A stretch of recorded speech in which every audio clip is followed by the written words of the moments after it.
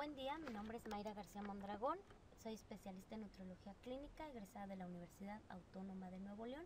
Los he acompañado a través del módulo 2 y ahora los acompaño en el módulo 3. Vamos a entrar a ver lo que viene siendo los casos clínicos para que podamos entonces ya compactar la información que hasta ahorita han obtenido a lo largo del módulo. En esta ocasión pues vamos a empezar por un caso clínico, el cual ha sido adaptado para las necesidades del curso y el caso que vamos a abordar es de un paciente con un diagnóstico de adenocarcinoma gástrico. La ficha de identificación es un paciente femenino de 42 años de edad con antecedentes heredofamiliares, con un padre que falleció por cáncer gástrico. Su padecimiento actual es un cuadro de hemorragia digestiva superior expresado con hematemesis y melena, que llega en condiciones hemodinámicamente inestables y con una pérdida hemática de aproximadamente de 1 litro. Un paciente que llega bajo esas condiciones, sobre todo perdiendo casi 1 litro de sangre, pues podría ser considerado que necesita una intervención quirúrgica urgente. Dentro del reporte de la biopsia se reporta que la paciente pues padece de una gastritis crónica activa tipo B, asociada a Helicobacter pylori y evidenciado por un proceso neoproliferativo. Se le piden los siguientes marcadores tumorales. Como pueden ver, aquí se los muestro, son 4 los que se le piden, con las siglas GGT, la gamma-glutamin transferasa, la LDH, la deshidrogenasa láctica, que involucra tumores de la célula de germen, la CEA o antígeno carcinoembrionario, que está relacionado a carcinomas de estómago, y CA19-9. Estos valores, cuando son anormales, se puede sospechar de un proceso de cáncer de hígado, de estómago o del árbol biliar. Como tratamiento médico, pues se decide intervenir a la paciente quirúrgicamente, realizando la siguiente técnica quirúrgica: una gastrectomía total radical, tipo D2, con preservación del vaso y con reconstrucción tipo esófago yeyunal en Y de Rose. Para entender mejor este tipo de técnica, en esta imagen lo podemos apreciar, donde, como pueden ver, el esófago, el estómago, páncreas, duodeno y yeyuno. Tomando en cuenta el proceso quirúrgico, todas estas líneas puntiagudas corresponden a las incisiones hechas quirúrgicamente y que posteriormente representan también las suturas. Bueno, aquí, como podemos apreciar, se le hizo una gastrectomía, es decir, se le quitó el estómago, radicales totalmente. Como podemos apreciar, aquí estaríamos hablando de la primera anomalía anatómica, donde ya no hubo una preservación del primer esfínter, el gastroesofágico inferior. Aquí, como pueden ver, la incisión llega a lo que viene siendo el inicio del duodeno, por lo cual tampoco se preservó lo que viene siendo el píloro, es decir, el segundo esfínter. Lo que se hizo entonces fue tratar de hacer un tipo de estómago, es decir, a través de cortar o hacer una incisión a nivel del yeyuno, donde se sube esa asa, es decir, esta asa se subió y se suturó a nivel del esófago, que es, como podemos ver, letra A pequeña con la incisión C pequeña. Aquí lo podemos ver. Se hace una manga para que esto quede como el tipo de estómago. Ahora, ¿por qué en este tipo de vertiente? Es decir, ¿por qué se haría en esta forma? Porque al no preservar ninguno de los dos esfínteres, cuando el alimento caiga aquí, podremos ver que entonces la letra C correspondería al tipo de estómago o de tipo de bolsa, y entonces el vaciado gástrico se puede contener un poco más. Es decir, si no se hiciera este tipo de proceso quirúrgico, el vaciamiento gástrico sería totalmente acelerado, la paciente no absorbería nutriente y todo el tiempo padecería diarrea y, por supuesto, generaría el famoso síndrome de dumping. Una vez más, continuando con las incisiones, podemos ver que entonces el duodeno se queda, sin embargo queda en posición de asa ciega, es decir, aquí se preserva la anatomía donde las enzimas pancreáticas van a seguir vertiéndose a nivel de duodeno. Esta flecha señala que todas estas enzimas irán a través del duodeno para desembocar en lo que viene siendo el yeyuno. Entonces los nutrientes propiamente vienen por aquí, hablando específicamente de los nutrientes o de las grasas, vendrían a este nivel, y las enzimas como la lipasa alcanzarían a este nivel las grasas para poder metabolizarlas y desdoblarlas. Entonces, como pueden apreciar, nuestro paciente o nuestro caso clínico hay que abordarlo desde dos puntos. Primero, a través del proceso cancerígeno que tiene, y segundo, al presentar un proceso quirúrgico que conlleva a que uno de los objetivos del tratamiento nutricional sea lograr que cicatricen todas las suturas que hemos mencionado en esta técnica quirúrgica. Esto también les va a dar a ustedes ya la idea de cuál es la vía de alimentación que se debe preferir en este tipo de pacientes. Hablando propiamente del cáncer, de manera general se clasifica en dos, es decir, dependiendo del tipo de célula involucrada. Puede ser carcinoma, que pertenece a las células escamosas, o de tipo adenocarcinoma, que pertenece o que el proceso tumoral es a través de una célula glandular o secretoria. Otra cosa importante que debemos saber es que el cáncer se clasifica en estadios. Estos estadios es un sistema denominado TNM y está establecido por la American Joint Committee on Cancer. También toma en cuenta el tipo de célula y la localización del tumor. En esta otra diapositiva les muestro justamente esta clasificación de la TNM, donde podrán ver que la T tiene todas estas abreviaciones, donde empezamos con la TX o tumor primario, hasta la T4, que nos habla del tipo de tejido o el tipo de capa donde ya está invadida o donde ya invadió el cáncer. La letra N corresponde a los ganglios linfáticos que han sido ya alcanzados por este proceso cancerígeno, y la letra M hace referencia a la metástasis que ya puede haber alcanzado este cáncer. Es decir, metástasis nos referimos cuando ya invadió otro órgano, además de donde inició el proceso. Pasando al estado nutricional, ya la evidencia, o a lo que nosotros denominamos nutrición basada en evidencia, nos señala el tipo de diagnóstico que puede de manera general presentar el paciente de acuerdo a la patología a la que hacemos referencia. En los procesos de cáncer he sabido que la mayoría de ellos presentan un síndrome de caquexia-anorexia, no siendo así en el cáncer de mama, el cual por el tipo de comportamiento metabólico que tiene que ver con una anomalía hormonal, pues el tratamiento nutricional realmente está encaminado a evitar el sobrepeso y la obesidad que genera este cambio hormonal.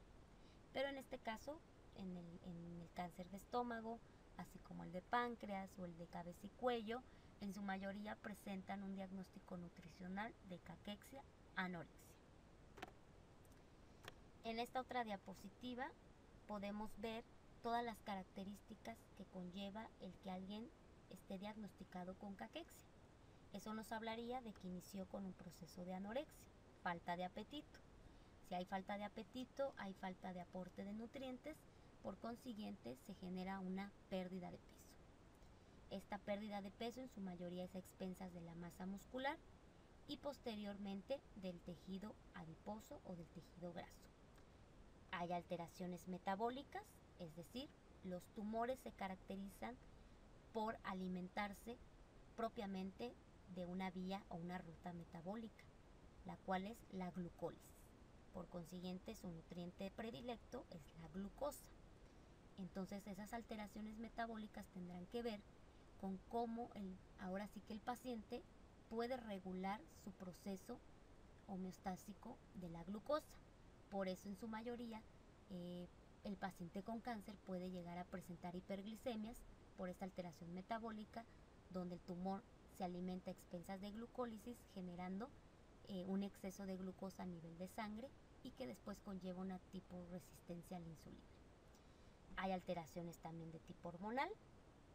Hay muchas hormonas que son dependientes de la insulina, por ejemplo la IGF-1, que es la hormona conocida como factor de crecimiento parecido a la insulina tipo 1, la cual es dependiente de insulina. Si les comento que un paciente con cáncer genera resistencia a la insulina, recordemos que la resistencia a la insulina propiamente está manejando que no hay una buena acción de esta hormona. Sin embargo, no quiere decir que los niveles de insulina se encuentren normales a nivel de sangre. Al contrario, se encuentran aumentados. Por consiguiente, hay una hipersecreción de insulina, lo cual va a pegar al funcionamiento de otras hormonas, como las que les acabo de mencionar, o como la hormona del crecimiento, generando a su vez una proliferación anormal celular. Por supuesto, existe una inmunodepresión, es decir, también se ve afectado el sistema inmunológico. Y este es el círculo vicioso que normalmente presenta un paciente con cáncer. Ahora, el síndrome de caquexia-anorexia, como les mencionaba, tiene que ver mucho con la pérdida a nivel de tejido muscular. El tejido muscular, para que entendamos por qué el paciente pierde tanto músculo, es por lo siguiente.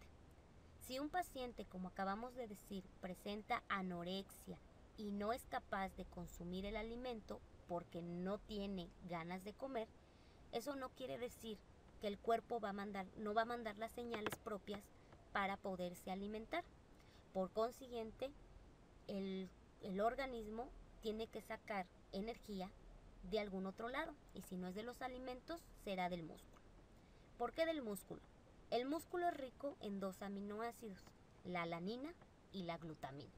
El aminoácido alanina, como ustedes recordarán, en su estructura o en su esqueleto químico, es un aminoácido que al sufrir una reacción química puede convertirse a piruvato.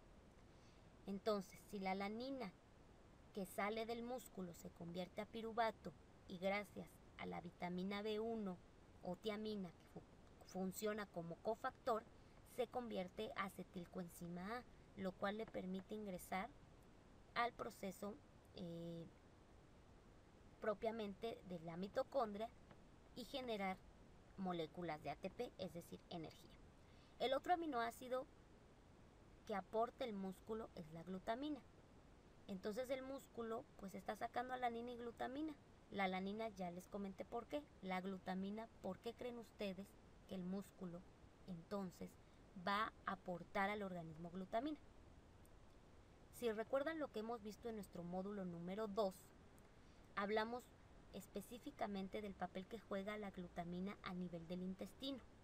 Recuerden que el enterocito, la célula funcional del intestino, se alimenta a partir de glutamina. Por consiguiente, este proceso metabólico que sufre nuestra paciente, pues hace que el músculo done glutamina que se va a propiamente alimentar al enterocito y así evitar la translocación bacteriana. Es decir, llega un punto en el que el cuerpo necesita contener toda esta falta de alimento, pero que todo siga funcionando lo mejor posible. Por supuesto que va a haber un momento en el que no sea suficiente la glutamina que está aportando el músculo al enterocito y entonces exista la translocación bacteriana. Entonces, hasta aquí podemos ver por qué entonces nuestra paciente pues probablemente ha bajado de peso. Ya lo iremos viendo. ¿Por qué? Porque se ha tenido que aportar nutrientes a expensas del músculo. Y bueno, siguiendo con nuestro caso clínico, pues otro de los puntos importantes es la evaluación del estado nutricio. Hasta ahorita ya sabemos el diagnóstico de la paciente, el proceso quirúrgico que tuvo que enfrentar. Estamos sospechando que nos enfrentaremos a una paciente con un diagnóstico de caquexia-anorexia. El cuarto punto a valorar es la evaluación del estado nutricio. Y entonces, según la Academia de Nutrición y Dietética, que es la que hoy en día es punta de lanza en decirnos por qué camino se debe hacer la evaluación y los diagnósticos, nos marca algo que conocemos con las siglas PCN. PCN. PCN significa proceso del cuidado nutricio y abarca este círculo que les muestro en 4 puntos. El primer punto para poder tratar a un paciente desde la parte nutricional es evaluación del estado nutricio. El segundo punto es realizar un diagnóstico nutricional en base al punto número 1, para posteriormente tener la intervención nutricional que va en base al diagnóstico generado.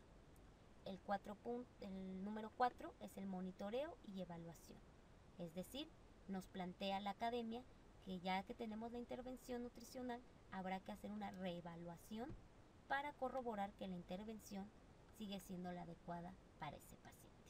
Entonces, tomen nota y recuerden, hoy en día nosotros le llamamos proceso del cuidado nutricio a todo lo que nos conlleva evaluar, diagnosticar e intervenir nutricionalmente a un paciente. Entrando ya en los datos del paciente, bueno, pues nuestra paciente, como recordarán, tiene 42 años, es del género femenino y actualmente pesa 52 kilos. Tiene un peso habitual de 62 kilos. Hace 6 meses que pesaba 62 kilos. Esto es un dato muy importante porque no es lo mismo haber perdido casi 10 kilos hace un año que hace 6 meses. Tiene una talla de 1.63 centímetros. Habrá que sacar el índice de masa corporal y tiene un pliegue cutáneo tricipital de 14 milímetros. El pliegue cutáneo tricipital, propiamente lo que nos mide, es la cantidad de tejido graso a nivel del tríceps. Y posteriormente tendremos que sacar el índice de riesgo nutricional. Este índice es el que se debe evaluar o sacar en un paciente que ha pasado por un proceso quirúrgico. Bueno, la Academia de Nutrición y Dietética también nos marca que dentro del proceso de cuidado nutricio, cuando hablamos del diagnóstico, debe ser en un formato PES, es decir, PES. La P corresponde al problema. Es muy importante identificar qué problema es al que nos estamos enfrentando, identificar la etiología de ese problema y poder saber los signos y síntomas que se relacionan a ese problema.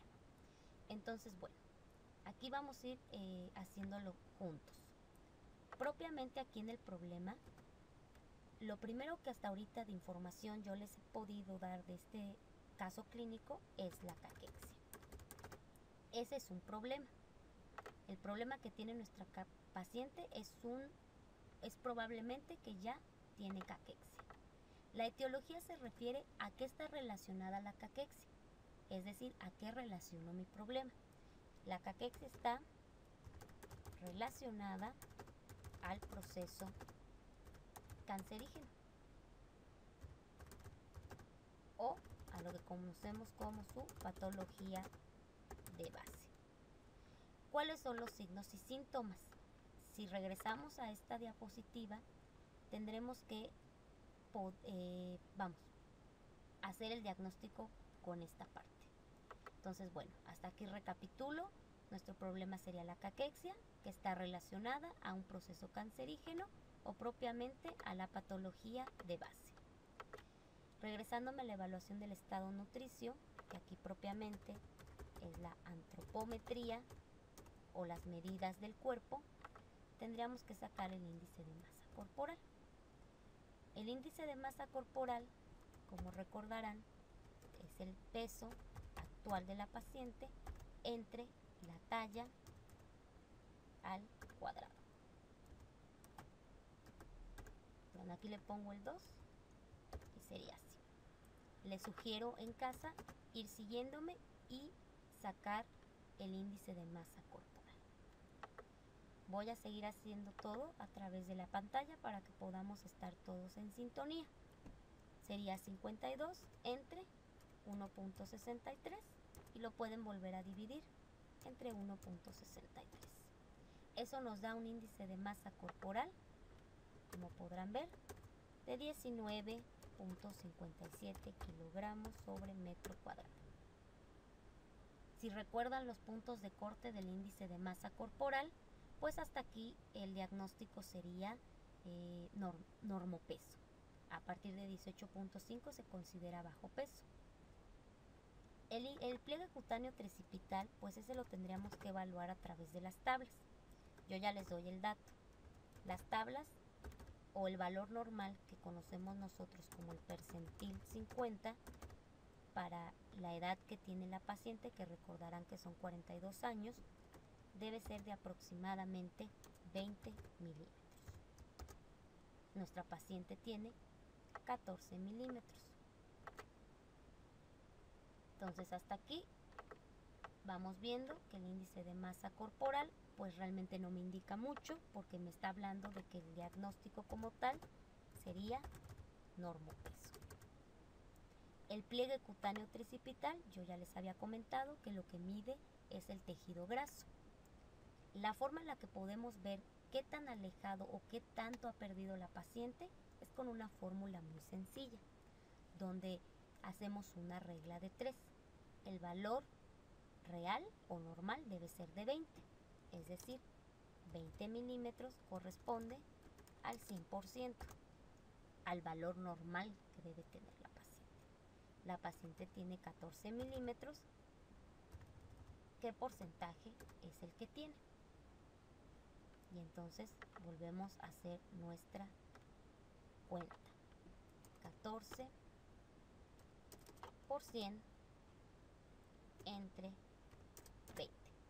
La paciente tiene un 70%.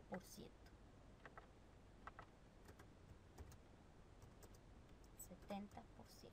Es decir, ella ha perdido el 30% de su tejido graso, lo cual pues a grandes rasgos pareciera que no es tan grave. Sin embargo, pues no es normal que la persona esté perdiendo tejido graso ni muscular. Recuerden que eso nos da un signo de alarma y nos puede ir diciendo que probablemente la paciente pues sí puede presentar caquexia.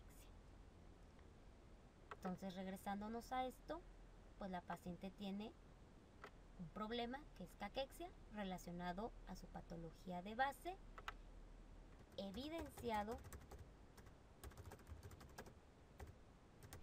por una pérdida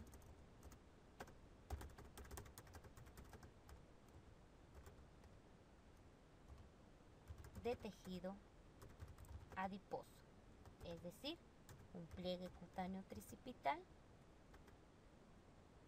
de 70%. Y así es como haríamos un diagnóstico. Entonces aquí nos quedaríamos en esta parte. La paciente tiene caquexia. Sin embargo, hay un diagnóstico más que agregar. La paciente tiene caquexia y tiene como problema un reacomodo anatómico, es decir, una alteración gástrica, entre paréntesis pongo, por la cirugía que le realizaron, donde ya les comenté yo todos los cambios anatómicos que la paciente ha tenido. Eso conlleva que pueda generar una alteración gástrica, desde contemplar el vaciamiento gástrico, contemplar la mala absorción o la absorción alterada de algún nutriente. ¿A qué está relacionado? Pues igual a la patología de base, que tuvo que tener una cirugía de emergencia. ¿Por qué está evidenciado? Pues simplemente está evidenciado por el cambio anatómico de la gastrectomía radical de la que les he hecho mención. Y entonces, quedándonos con esto, que es lo que yo quiero que ustedes tengan en cuenta, pasamos ahora sí a la resolución del caso.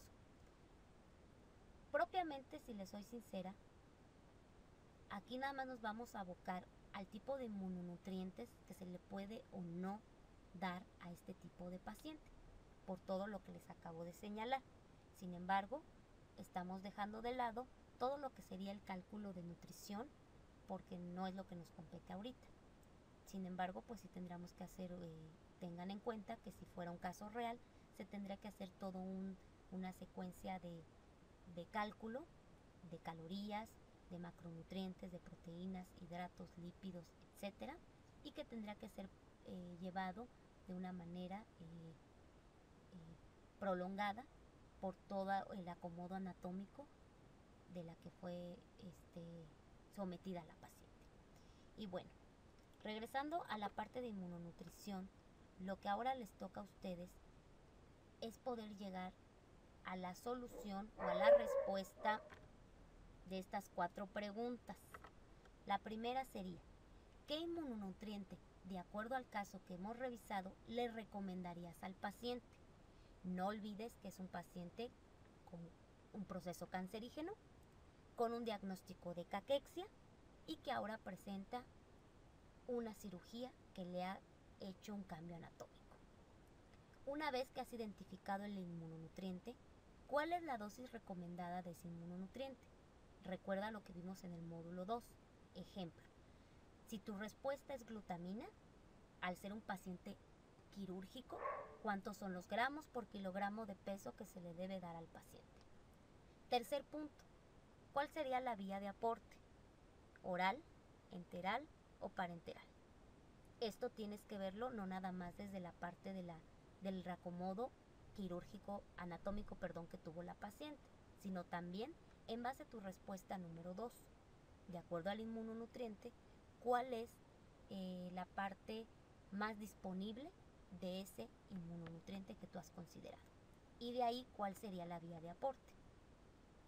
Por último, en la pregunta número 4, en el módulo 2 revisamos el tema futuros inmunonutrientes, donde hacíamos mención, por ejemplo, del selenio. De todos esos que revisamos, ¿cuál le recomendarías al paciente y por qué? Recuerda que hemos visto como inmunonutrientes 3, glutamina, omega 3 y arginina. Es decir, la respuesta a esta pregunta número 4 no incluye estos 3, sino incluiría los futuros inmunonutrientes. Una vez que has pensado en la respuesta a tus 4 preguntas, revisa el video número 2 de este caso para que pueda compartirte cuáles son las respuestas a las que yo he llegado. Gracias.